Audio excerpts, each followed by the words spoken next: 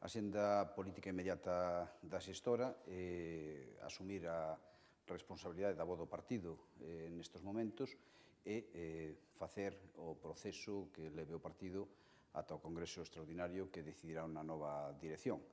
A xestora fará ese proceso en contacto permanente ca militancia do partido a través das súas agrupacións locais e dos resultas de o que esa dirección do partido actual perciba na militancia e no partido, pois fará as propostas, lóxicamente, para esa nova dirección, que debe ser unha dirección de futuro, unha dirección que leve ao Partido Socialista a recuperar as posicións políticas no país que necesita este país e que o Partido Socialista lle pode dar.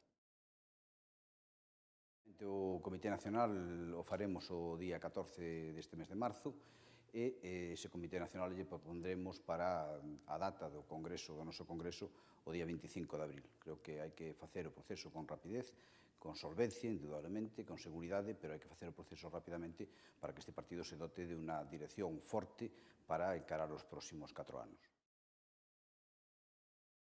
Indudablemente, a dirección do partido sairá da vontade inequívoca da militancia do partido, como non pode ser de outro xeito. Polo tanto, faremos un traballo de proximidade para recoller a sensibilidade e a posición do partido e esa posición será que se leve ao Congreso Extraordinario. Fundamentalmente, o que queremos recibir dende a actual dirección provisional do partido é recoller o sentimento do partido, recoller o que o partido quere para o futuro e trasladar ese coñecemento, trasladar esa posición do partido ao Congreso.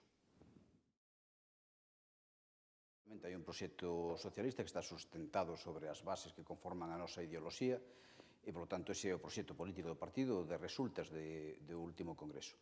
Hai que elixir unha nova dirección que pilote ese proxecto e iso é o que ten que facer o partido no Congreso Extraordinario. O Partido Socialista, hoxe en Galicia, afortunadamente, é un partido forte. Dende o punto de vista institucional, efectivamente, gobernamos en 2 diputacións, en máis de 100 concellos, temos 1.100 concelleiros, temos unha estructura tamén, ademais de institucional, orgánica reforzada nos últimos anos, coa constitución de prácticamente todas as agrupacións e un funcionamento orgánico que debe de permitir a este partido afrontar o futuro con seguridade. Temos unhas eleccións europeas por diante, esas eleccións europeas debe de afrontar xa unha nova dirección e é imprescindible, ademais de poñer en riba da mesa as persoas que deben de levar adiante o proxecto socialista, as persoas que teñan capacidade para encarar os procesos electorais que veñen por diante. Este proceso, indudablemente, é un proceso de unidade de fortaleza do partido. Por iso é imprescindible que todo o partido reme na mesma dirección, que todo o partido empuxe na mesma dirección e que o partido traslade a realidade do propio partido, que é un partido unido, cohesionado e con forza e optimista de cara ao futuro.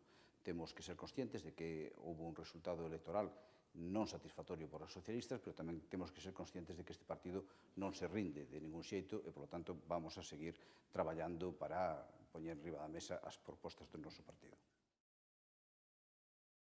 Creo que o secretario xeral fixo seguramente o que calquer político consciente da realidade, con capacidade de análisis, faría. É dicir, desbloquear unha situación que quedaba bloqueada por un resultado electoral, posibilitar ao partido que salga con forza, asumir en este caso en primeira persoa o resultado electoral, creo que é algo que honra o que toma esa decisión e que posibilita e abre as portas do partido para comenzar a traballar de xeito inmediato de novo.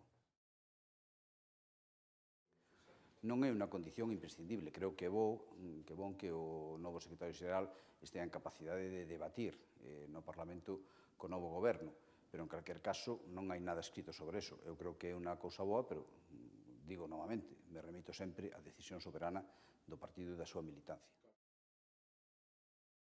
Os militantes deste partido teñen todos a capacidade de presentar as alternativas que consideren oportunas.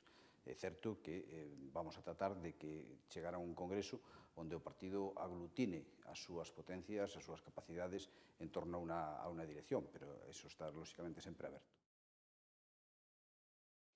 Hai que dar un paso para que asuma esa responsabilidade un compañeiro do partido que teña un amplio consenso. Eu, persoalmente, xa me descartei desa posibilidade, creo que é o correcto. Indudablemente, os congresos provinciais están diseñados para realizarse despois deste proceso electoral que vivimos e se mantén a xenda. Haberá congresos provinciais despois do congreso extraordinario. Este partido é un partido con unha historia longuísima, temos gañado moitas eleccións, temos perdido moitas eleccións e o Partido Socialista estará sempre aí. O Partido Socialista é un partido con unha fortaleza, con unha tradición que non ten ningunha outra forza política en España. Por lo tanto, isto é un momento, indudablemente, un contratempo para o Partido Socialista en Galicia, pero que a nosa historia é longa e vai a continuar con forza e con solvencia.